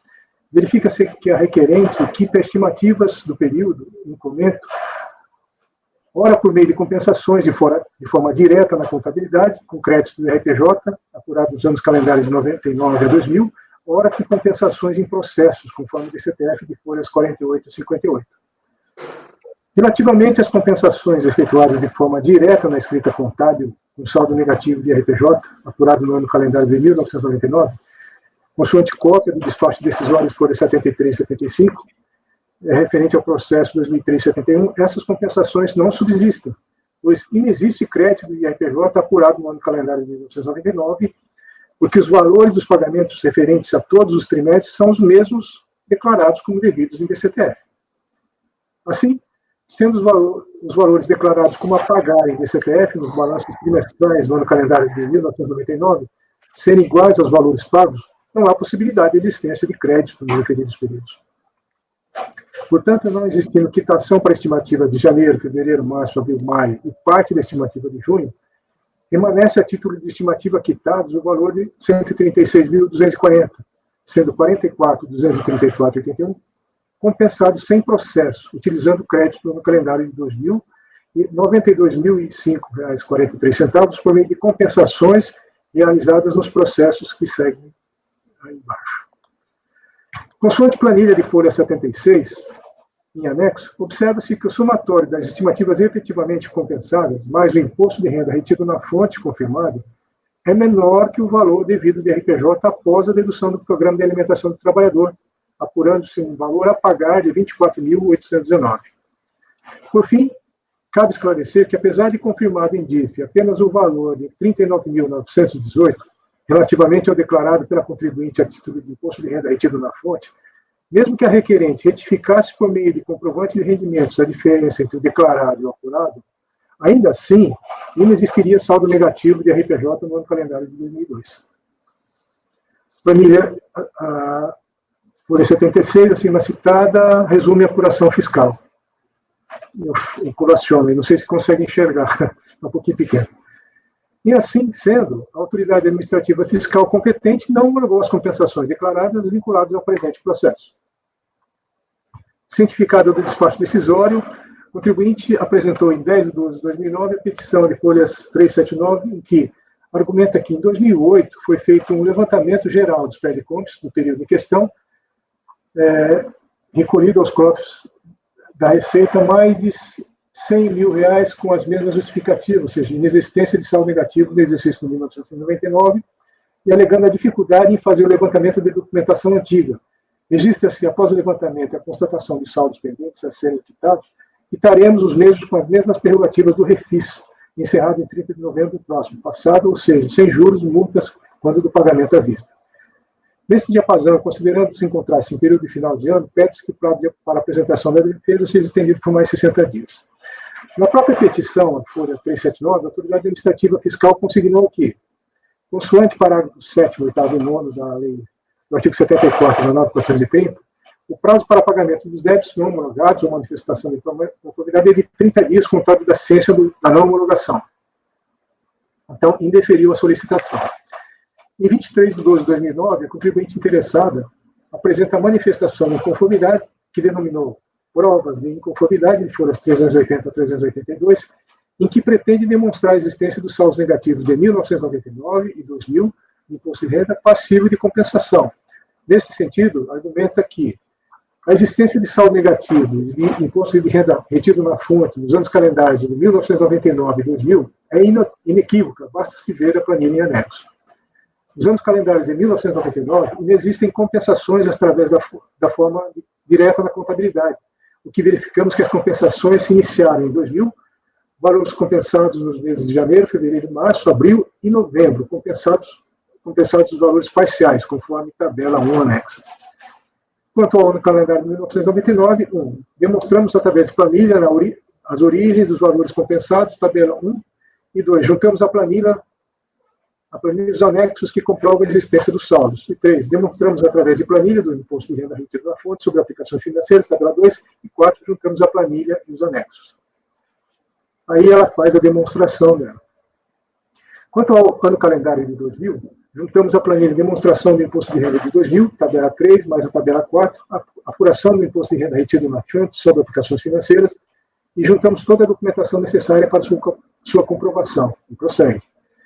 Aí ela faz o demonstrativo. Né? A partir desse quadro, fica bastante claro o saldo a ser compensado nos exercícios seguintes, sem considerar a correção de 2001 e a parte de 2001, uma vez que o saldo negativo e mais o fonte, acima demonstrado, só foi compensado em 2002. Assim, a contribuinte chegou à conclusão de que há um equívoco nos fatos e na arguição desses processos, uma vez que está clara a existência de saldos passíveis de compensação referente aos exercícios de 1999 e 2000, e no montante muito superior ao apontado, porquanto ele requer o arquivamento do processo e extinção da cobrança.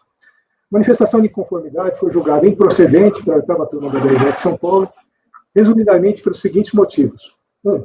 O saldo negativo de 1999, alegado pela contribuinte, não existe, esse que já teria sido analisado no processo final 2003-71, concluindo a autoridade administrativa que todos os recolhimentos realizados teriam sido confessados em DCTR, e a discussão acerca da matéria deveria ser travada naquele processo. 2. Segundo a DRJ, a contribuinte estaria a alegar, de forma indireta, que os valores declarados em DCTF estariam incorretos, esses que são convergentes com o débito apurado na DRPJ, conforme tabela elaborada pela contribuinte, as folhas 405, e que abaixo eu reproduzo. Contudo, arguiu a DRJ, que apenas a alegação de erro na informação prestada em DCTF não teria o condão de comprovar o direito creditório pleiteado. Seria preciso demonstrar que os débitos de IRPJ, declarados em IPJ, alegados como sendo corretos, conforme tabela acima, seriam os valores corretos e que os documentos apresentados pela contribuinte seriam insuficientes para a comprovação. 4. A contribuinte se contradiz quando afirma que no ano calendário de 1999 existiria uma compensação direta na contabilidade. As informações por ela prestadas em DCTF, nas folhas 332 a 336, nos quais informa a quitação de estimativas mensais de RPJ do ano calendário 2002, com saldo negativo apurado em 31 de 12 de 1999. 5. Em relação ao saldo negativo de RPJ do ano calendário 2000, toda a compensação declarada foi reconhecida na apuração do saldo negativo de RPJ do ano calendário 2002, conforme a planilha abaixo, de modo que não há controvérsia a ser dirimida. O contribuinte tomou ciência da decisão e apresentou recurso voluntário, onde alega, em sede preliminar, a prescrição da cobrança por se tratar de crédito dos anos calendários de 1999 e 2000. Quanto ao mérito, alega a ilegalidade que lhe fora negado o fornecimento dos valores tidos como pagos pela contribuinte, e dessa forma, cabendo-lhe demonstrar que teria efetuado os pagamentos. Requer, ao final, o provimento do recurso, o reconhecimento da prescrição, ou, se não fosse esse entendimento, a ilegalidade da cobrança com consequente cancelamento do débito, caso seus pedidos não sejam providos, e requer o direito de pactuar uma forma de anistia do recolhimento de juros e encargos mediante pagamento à vista ou parcelado do principal. Este é o relatório, presidente. Passo ao voto.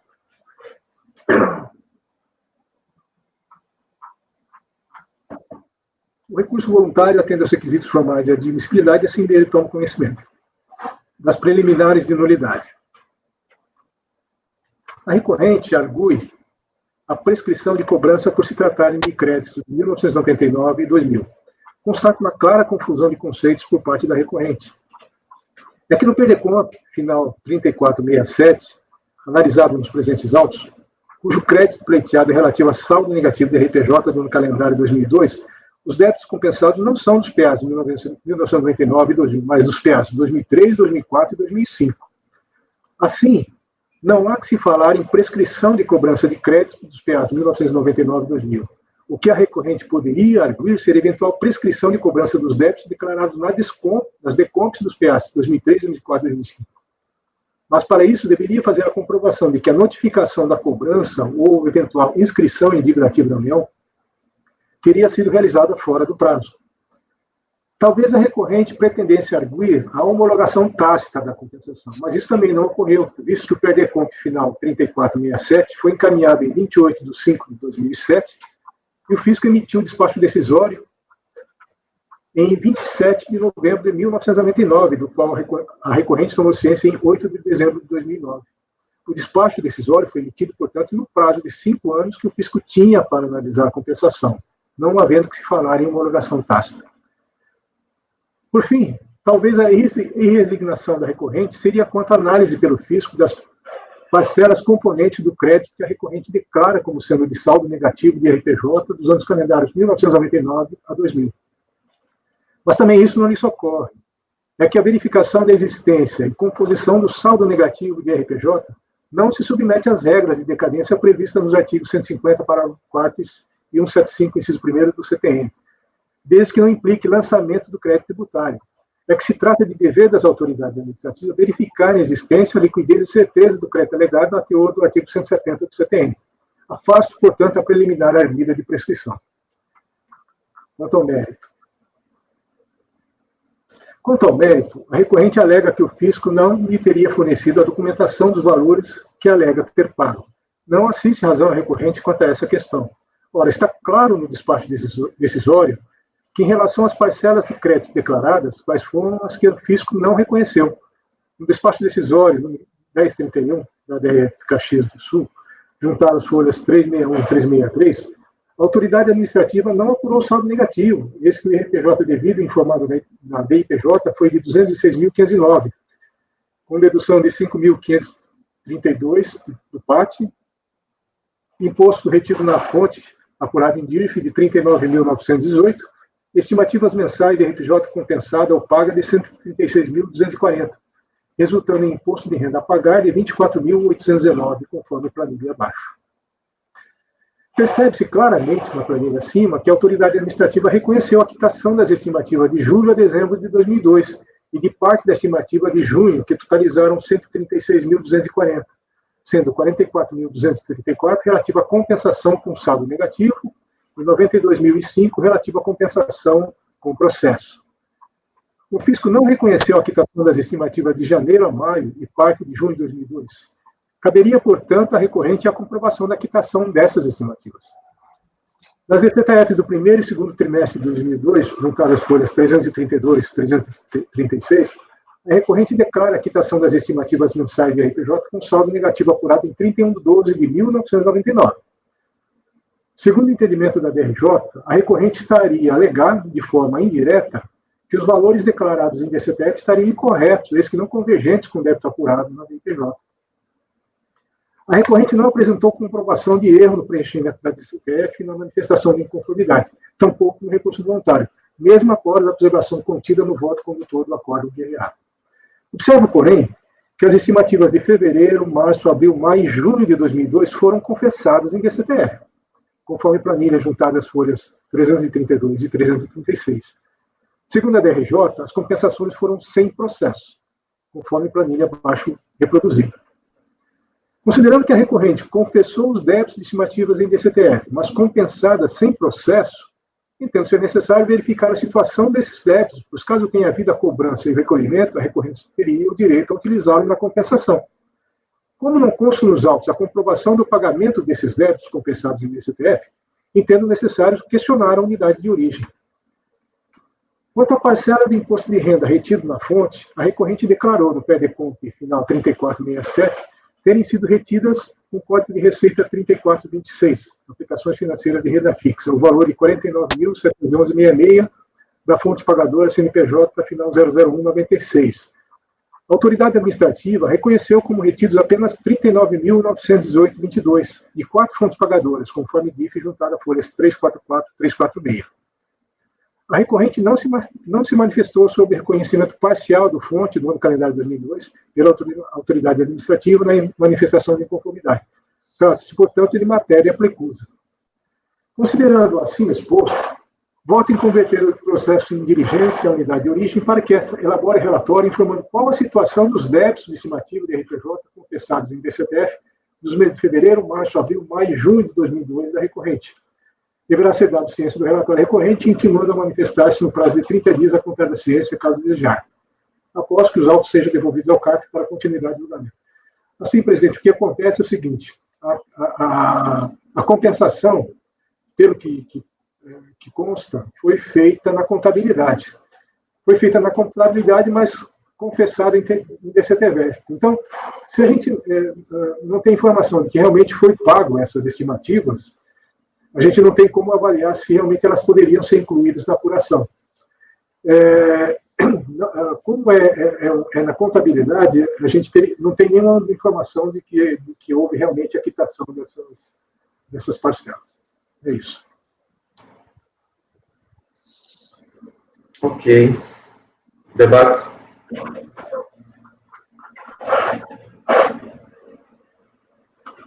Aqui eu acho que é bem diligência mesmo, se for o caso. Aqui eu não vejo muito como, não sei, vocês gostariam de ouvir retorno, eu acho que não, acho que ou mesmo o contribuinte poderia já ter juntado essa prova, né? Essa verdade é complicado, porque aqui, assim, o relator está sendo bem, enfim, apoiando em prol do princípio da verdade material, do qual eu concordo, assim, gênero, número e grau, mas está, assim, bem, tolerando bastante, a diligência realmente acaba sendo aí o último momento, porque, a priori, a gente poderia até jogar para negar, né? Então, assim, eu não sei, gostaria de ouvir o colegiado também, é uma manifestação, assim, primária, né? Mas eu concordo aqui. Essa era uma prova que o contribuinte já poderia ter trago. Eu sabia. Os autos. Como eu privilegio o relator, principalmente nesse caso que ele está buscando, eu entendo, mas, a meu ver, eu negaria provimento, porque isso aqui já poderia constar dos autos. Eu negaria provimento, certo? Mas o relator, e a gente vê que são vários itens, ele se aprofundou e viu que havia um indício e tal, eu privilegio e acompanho, entendeu? Mas, reiterando que, numa situação dessa, o contribuinte está alegando, beleza, isso foi pago, eu paguei, não paguei. Poxa, ele deveria ter colocado isso aos autos. Presidente, nós julgamos um caso, se me permitir, nós julgamos um caso no mês passado, muito parecido, e eu me lembro bem dele, porque foi a minha primeira manifestação, então, a primeira manifestação a gente não esquece. E naquela ocasião, nós decidimos pelo improvimento do recurso, né? E aí, a discussão na época era qual é o limite da busca da verdade material e qual é a utilização do Instituto da Preclusão, que, mais uma vez, eu acho que deve ser aplicado aqui.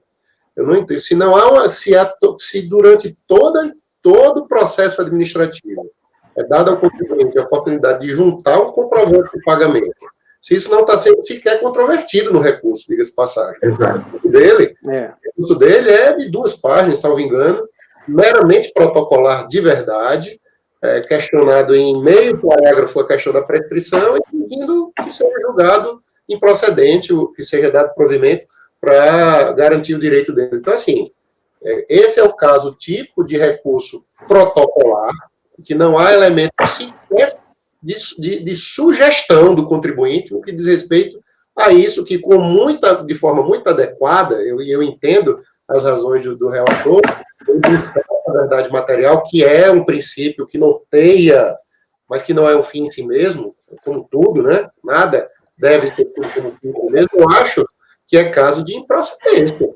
Eu acho que, nesse caso, o Instituto da Preclusão me parece da preclusão, da oportunidade do contribuinte juntar isso aos autos, e é um ônus dele, a gente está trazendo para a administração pública e para nós mesmos, enquanto julgadores, o ônus de buscar elementos que justifiquem uma verdade material que deve ser observada, reitero aqui, mas que não é ilimitada. Então, fazer esse procedimento, fica aquela dúvida. Mas será que o contribuinte pagou? Eu, sinceramente, não sei, mas cabe a ele demonstrar. Agora, imagine se há uma diligência que leve-se em consideração tudo isso, que intime o contribuinte, ele não apresente, e o processo volta, e a gente diz, agora eu tenho certeza que realmente não está pago. A certeza do pagamento ou do não pagamento vem das provas que estão no processo e não das dúvidas que a gente tem. Então, eu chamo a atenção a isso, como chamei no mês passado. No mês passado, o entendimento majoritário foi realmente da improcedência, para que a gente amadureça isso no aspecto da prova em si, porque se não há sequer um indício de prova, né? Não há sequer um indício de prova aqui para a gente buscar fazer uma diligência que é onerosa sempre, e que nesse caso aqui não me parece adequada. Com a vênia do relator, eu acho que é caso de se buscar a improcedência, porque a improcedência é o que está manifestado no processo até o instante. Certo. Deixa eu manifestar aqui, por favor. Esqueci de levantar a mãozinha, mas eu concordo contigo, sabe? Eu faço até mesmo para diminuir os riscos, né, nessas decisões que a gente tem tomado, se a diligência retorna a DRE despacho, eu tento, assim, criar um critério pessoal meu, né, já que são 3 medidas distintas, totalmente distintas, possíveis, né, negar provimento, diligência, novo despacho, que são em situações muito parecidas, né, a depender de uma valoração de prova, que a gente sabe que tem um nível de subjetividade considerável, né. Então, assim, eu adoto alguns critérios. Então, por exemplo, se o primeiro critério que eu adoto é o seguinte: se o contribuinte foi intimado, né, antes do despacho decisório, se o contribuinte foi intimado para apresentar documentação, por exemplo, olha, a tua DIPJ a tua DECOMP não está batendo com a DIPJ, só o negativo da DECOMP é um, da DIPJ é outro, certo? Então, intimo você a retificar essa divergência. O contribuinte não faz nada, eu tento né, isso já lá, antes do despacho decisório, a minha tendência, assim, o meu entendimento vai no sentido de que o contribuinte não está querendo provar, entende? Então, ele precisa de novas chances para provar. Eu entendo que ele precisa de novas chances para provar primeiro, quando ele quer provar e não tem a oportunidade de provar, ou não é possível provar naquela época, certo? Então, é a necessidade de fazer novas provas, né? Ou então mesmo uma questão de compreensão, quando a gente está tentando provar, mas não sabe provar, às vezes até por uma falta de clareza das decisões. Então, assim, o critério que eu adoto que é pessoal, é esse. Primeiro, né, o contribuinte tem intenção de provar ou ele está apenas tentando protelar, certo? Mais uma vez, o critério subjetivo mesmo. Então, se ele não responde à intimação para regularizar a situação, eu entendo que ele não quer resolver a situação, né? Ele não quer provar, ele está querendo só ganhar tempo. Segundo, quando o contribuinte, durante o processo, mesmo quando não é intimado, ele se esforça para provar. A gente vê que ele está tentando provar, certo? Está tentando compreender, ou surge uma nova oportunidade, né, para um fato superveniente, que a prova pode ser trazida agora, antes não poderia ser trazida, agora pode ser trazida. Então, assim, nessas situações em que eu vejo que a gente deve dar oportunidade, principalmente como é DECOMP, que DECOMP é a obrigação de provar desde o princípio dele. É ele que está alegando, ele que está pedindo. Certo? Aí,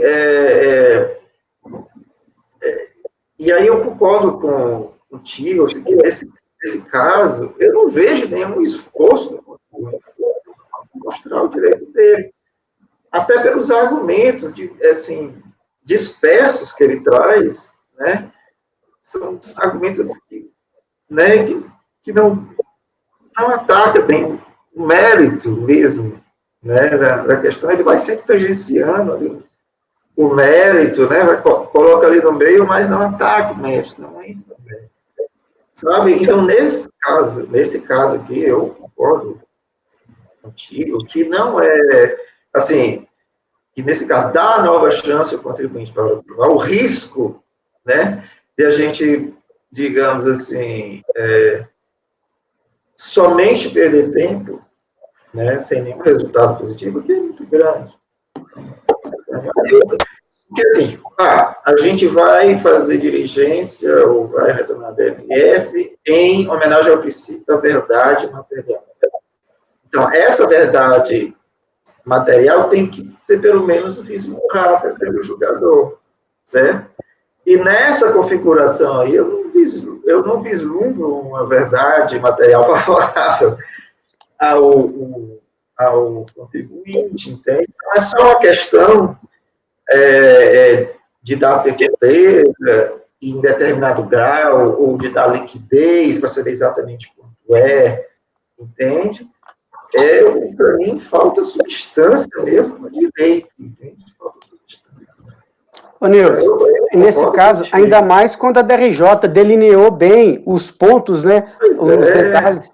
Exato, quer dizer, quando teve oportunidade, né? Então, eu concordo contigo. Falar logo, eu queria ouvir o colegiado, mas desde o princípio, a você foi por aí. O Wilson, depois de Gisele. Eu acho que eu tinha levantado a mão antes, né? Gisele primeiro. Desculpe, Gisele. Presidente, eu entendi o porquê o relator, no fundo, nesse caso, fez um disclosure, aí eu não sei se o Wilson depois vai modificar, né, o posicionamento dele, mas eu acompanharia na diligência, porque aqui a gente está tratando também de caso de autocompensação, né, compensação sem processo. Então, nessa medida, quando o contribuinte, quando a gente fala de estimativa de fevereiro, março, abril, maio, junho de 2002, elas foram confessadas em CTF. Como a dinâmica era autocompensação, o próprio relator, ele se viu na dúvida, na formação da sua convicção. Então, a verdade material, ela está atrelada, assim, à formação da convicção do jogador, e dentro da convicção dele, e aí eu entendo que é diferente do que a gente julgou na sessão passada, porque na sessão passada a gente não estava trabalhando com autocompensação e nem estava trabalhando com essa característica e essa especificidade procedimental da época de 2002, que é essa dinâmica da autocompensação. Então, em que pese eu entenda também o lado de que o contribuinte já poderia ter trazido o comprovante do pagamento dessas estimativas, entendo isso, tanto é que a minha fala inicial foi, poxa, será que não era negar? Também fico nesta dúvida, fiquei incomodada, digamos assim, com a inércia do contribuinte. Eu não tenho dúvida que ele foi inerte, que ele poderia ter sido melhor e trazido os comprovantes de recolhimento. Não tenho a menor dúvida quanto a isso e concordo com todos vocês. Agora, uma vez que o jogador, no exercício da formação, da sua livre convicção, verificou que a gente está trabalhando com a ideia de autocompensação, que nesse período era muito delicado, os próprios contribuintes, nós sabemos da dificuldade de construção nesse sentido. Será que não é o caso de uma flexibilização na linha da formação da convicção do próprio relator, a gente prestigiar a diligência? Essa é a minha colocação para o colegiado, porque eu não vejo o cara crachar com o caso do mês passado. A gente não estava falando de autocompensação, aqui a gente está. E eu acho que é uma situação peculiar, tá? Isso não exclui a obrigação do contribuinte, mas na medida que o próprio relator verificou isso, constatou isso, fez esse cotejo, traz aqui, eu acho que talvez o que me convenceu a diligência acompanhar, e estaria acompanhando o relator, ainda que eu não sei se ele vai mudar ou não, mas dessa forma, é justamente por conta das confissões em DCTF e dessa dinâmica, tá? Então, para ficar bem claro aí, minha posição por conta do que eu estou vendo em termos fáticos, não porque isso veio do contribuinte, porque isso veio da dinâmica da própria DCTF de como figurava a autocompensação naquele momento, tá? Então, é isso só que eu quis colocar. Wilson? Eu acho que é exatamente isso. Acho que a Gisele traduziu bem, né, a minha dúvida, porque exatamente como ele fez a confissão em DCTF, né, porque na verdade, veja, ele não poderia nem ter usado, nem ter confessado, né? Como ele fez a confissão e a compensação é de contabilidade, não teria não teria motivo dele ter apresentado a DCTF para utilizar aquilo. Né? Isso aí que, na verdade, eu também entendo, na verdade, que o contribuinte poderia ter feito um esforço maior para poder ter apresentado, mas eu acho que essa questão, para mim, a gente fica sempre numa linha tênue, né? Nessa questão de a gente estar dando a possibilidade por ter apresentado algum indício, né, para poder estar encaminhando a diligência ou dar provimento parcial. Mas basicamente eu acho que é isso mesmo, porque assim, se fosse em outra situação, se fosse, por exemplo, um decomp, né, passado aquele período que não se confessasse, aí já era mais razoável, mais fácil, né? Mas agora eu acho que isso aí que eu fui pegando ponto a ponto e eu cheguei nessa questão. Fiquei na dúvida realmente, né? Você foi muito criterioso, Wilson. Ficou muito claro o seu raciocínio, porque você se convenceu de que a diligência seria necessária nesse caso em especial, né? Porque se fosse outro, se não fosse autocompensação, eu concordo com você. Era negar provimento sem sombra de dúvida, mas aqui realmente, e como você é muito criterioso na construção do seu voto, fica muito claro para mim aonde está travando o seu elemento de convicção e com o que eu concordo.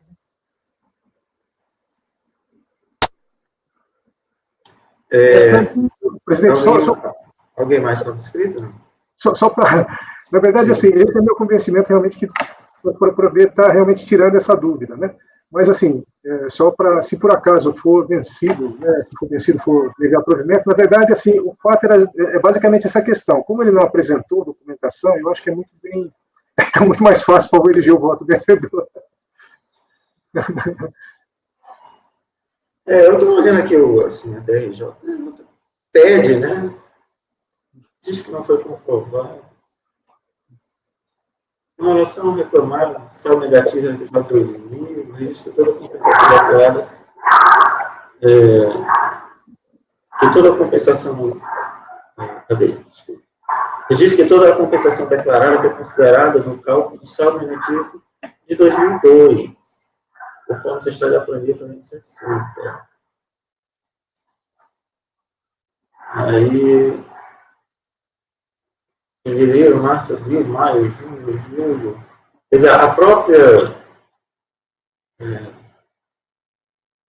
processo. Dessa forma, não existe razão para se discutir o saldo negativo de RPJ do ano 2000, de processo, conforme todo o crédito indicado para compensar estimativas ou das parcelas dela no ano 2002 foi considerado pela autoridade administrativa competente que apreciou o direito creditório fora reclamado. Ou seja, aqui ele está dizendo, eu não tinha lido ainda o RPJ, aqui ele está dizendo que já foi aproveitado, foram aproveitadas todas, já originalmente, na DRE, todas as estimativas de 2002. Né? Ou seja, o objeto da dúvida, né? O objeto da dúvida, qual é? A dúvida que daria ensejo a... 2002, né? De 2002. Sim, estimativas de 2002 que foram compensadas na contabilidade com saldo negativo de 2099, não é isso? Por exemplo, aqui, olha, aqui no voto inicial, certo? Considerando assim, eles votam em converter o processo em diligência para que a unidade de origem elabore relatório informando qual a situação dos débitos de estimativa de RPJ, confessados desses débitos meses, fevereiro, março, abril, maio e junho de 2002, certo? Mas, se não me engano, a DRE já considerou isso, né? Já considerou esses valores. Pelo menos é o que diz na De julho a dezembro, pelo que eu vi. Aqui O que ela considerou, o que me parece, é de julho a dezembro. No voto da DRJ, fevereiro, março, abril, maio, junho, julho, agosto, setembro, outubro, novembro, dezembro. De fevereiro a dezembro já foi considerado, né? Fevereiro, março, abril, maio, compensado, com saldo negativo, é aquele diz de onde veio, né? Tudo sem processo. Até setembro foi sem processo. Ele diz de onde veio, diz que já foi tudo considerado. Ó, de fevereiro a maio, veio do saldo negativo de 99, a junho, uma parte de 99, outra de 2000, julho a dezembro, saldo negativo de 2000. Inclusive fazendo remissão àquele período de 2000. Isso, saldo negativo. De 2000, que é na escrita contábil. Ou seja, como se já tivesse sido considerado isso. Né? Ô, Wilson, exatamente esses valores que você está solicitando não consta desse quadro do item 8 da DRJ? No quadro, na decisão da DRJ, no item 8, tem um quadro que ela utiliza. O Wilson reproduz esse quadro no voto. Um pouco acima, né? É exatamente esse aí. E já não está... É exatamente esses mesmos períodos. Ele contempla os períodos. A DRJ disse que foi sem processo, realmente foi. Mas disse que já foi considerado para a DRF. É o que diz aqui, pelo menos foi como eu entendi, quando ele diz assim, né, é o item 8, ó, em relação ao reclamado saldo negativo do ano 2000, o registro que toda a compensação declarada foi considerada no cálculo do saldo negativo do ano 2002, conforme se está na planilha 360, reproduzida no parágrafo 2.1 do relatório dos valores declarados em DCPF, abaixo resumidos. Dessa forma, não existe razão para se discutir o saldo negativo do ano calendário 2000, do presente processo, porquanto todo o crédito indicado para compensar estimativas ou parcelas delas no ano calendário 2002 foi considerado pela autoridade administrativa competente que apreciou o direito creditor reclamado. Não é a mesma coisa. Desculpa, qual que é? Deixa eu me localizar aqui. Que item que você está lendo aí? É o item 8 da decisão da DRJ. Folha 575. E aí ele traz um quadro que você reproduz no teu voto. Exatamente, está logo acima, na última página do seu voto. Esse quadro. E aqui o item 8.1 da DRJ diz que ele já foi tudo utilizado, já foi tudo considerado. Peraí, deixa eu...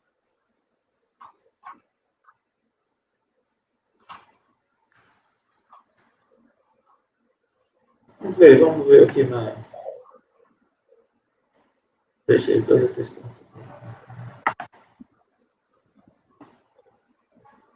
Presença.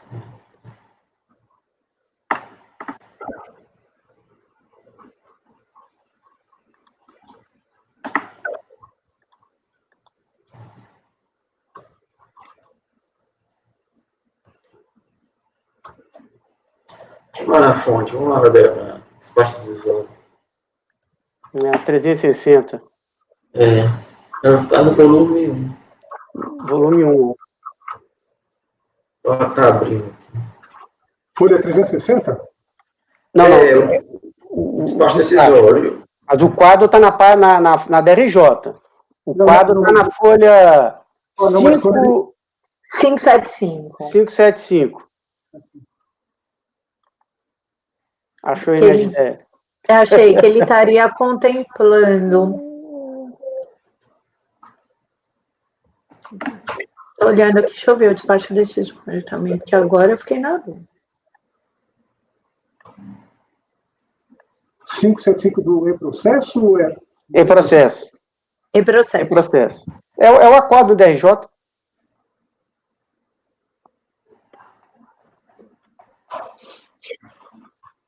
Que dá essa divergência.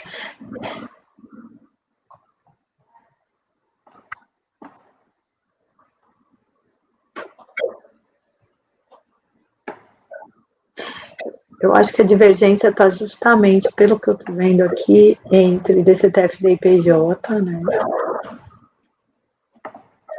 E aí...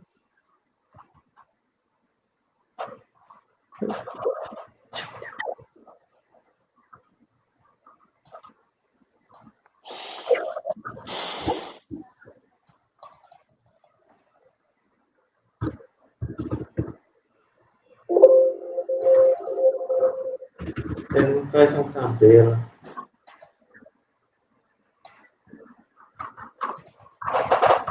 O despacho decisório está na 357 do processo em seguintes, né? É como se a DRF tivesse considerado a DCTF como suficiente para comprovar, sabe? Mas vamos ver aqui, eu estou olhando o despacho decisório.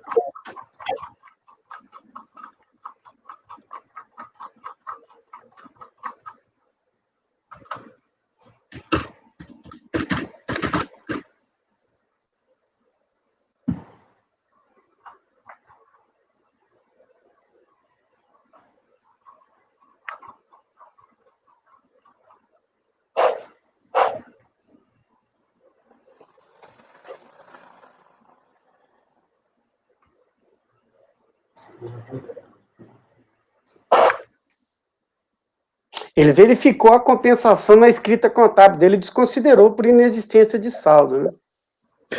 Com relação às compensações sem processo, segundo indicadas pela requerente nas DCTF tais, com a utilização de supostos créditos existentes em 99, em dezembro de 99, concluiu-se por suas insubsistências, pois averiguados os débitos relativos a 31/12, é isso, né, Efigênia, que você está vendo? Isso, exatamente. E os pagamentos a eles referentes. Então, ela afastou, ela não reconheceu. Eles foram a fundo, eles foram lá e verificaram. Inclusive, ele cita que já teve até um despacho decisório anterior, ou seja, a matéria já foi analisada e reanalisada, né? Já está falando para o mas aqui eles não usaram as autocompensações, né? Assim, todas são. Todas. O da escrita contábil foi, é porque não tinha crédito. Segundo indicadas, com a utilização dos supostos, conclui-se pelas suas insubsistências. Ele concluiu pela insubsistência das compensações sem processo. Está aqui. No despacho decisório. Isso por quê? Porque não tinha saldo. Exatamente, não tinha. Ele foi lá, entendi. Nos fundamentos, a compensação efetuada de forma direta em cita contábil, consoante cópia do despacho decisório, essa compensação não subsiste, pois inexiste crédito. Isso. Os valores dos pagamentos referentes a todos os trimestres são os mesmos declarados indevidos em DCTF. Oi? Ele já verificou. Ele foi lá e foi bem criterioso. O fisco não, eu coloquei aqui, eu preciso até verificar, mas o fisco não reconheceu a quitação da estimativa de janeiro a maio e parte de junho de 2002. Caberia, portanto, reconhecer a comprovação da quitação dessas estimativas. Preciso verificar isso aqui. Porque ele diz o seguinte, não teve saldo negativo de 99. Isso. 99 não tem saldo negativo. Perfeito. Ou seja, aquelas compensações de estimativa de 2002 que foram feitas para... aquelas compensações foram feitas para quitar estimativas de 2002, elas não foram aceitas, foram glosadas. Então, todas aquelas quitações de estimativas com base no saldo negativo de 99, elas foram glosadas. Quais são essas de 99? Fevereiro, março, abril, maio e parte de junho. Isso, que é justamente objeto que eu estou pedindo da diligência. E ele já disse, não tem saldo negativo de 99, ele já glosou essas estimativas, já foi verificado. A não ser que o contribuinte tenha... O comprovante. Tenha contestado esse saldo negativo de 99. Lá, de 99, ele... Aí ele teria que contestar ele dizer assim, não, eu tenho saldo negativo de 99, claro. Está aqui, mas ele não faz isso, né? Okay. Presidente, posso sugerir uma solução? É o seguinte, como tem vários números aqui, e gera compensação, eu, na verdade, como já faz um tempo, eu preciso me inteirar daqui para poder verificar qual é. Então, deixar para... Hoje eu dou uma olhada. De vista de mesa, presidente? Vamos pedir vista de mesa, gente, olha. Porque são muitos números, né? Acho melhor mesmo, porque são muitos números, são vários saldos negativos. E a gente pode não estar vendo alguma coisa que o relator viu. Esse é meu medo. E a gente analisa com calma, Wilson. Como faz um tempo, já não... Não, perfeito, Wilson. Quando é que você acha que a gente pode voltar a falar sobre amanhã? Já pode? Pode ser amanhã. Amanhã de manhã? Pode ser. Vou colocar aqui em vermelho. É porque essas autocompensações são sempre uma celeuma. E ainda mais se você tem o saldo negativo, que teoricamente foi utilizado para a quitação dessas estimativas. Mas aqui é o que parece, Gisele, o despacho decisório, tanto é que ele tá, isso já foi fruto. Lá, na primeira vez, no primeiro despacho decisório, no segundo despacho decisório, quando ele foi analisar, ele falou, olha, não tem. Tanto é que já foi analisado lá atrás e não tinha crédito. E aí desenrolou as consequências, né? Por isso que é bom, Wilson, dar uma olhadinha, porque a priori pode ser que... Isso aqui eu preciso dar uma olhada realmente, porque senão... Perfeito. Então, vista de mesa. Vista de mesa.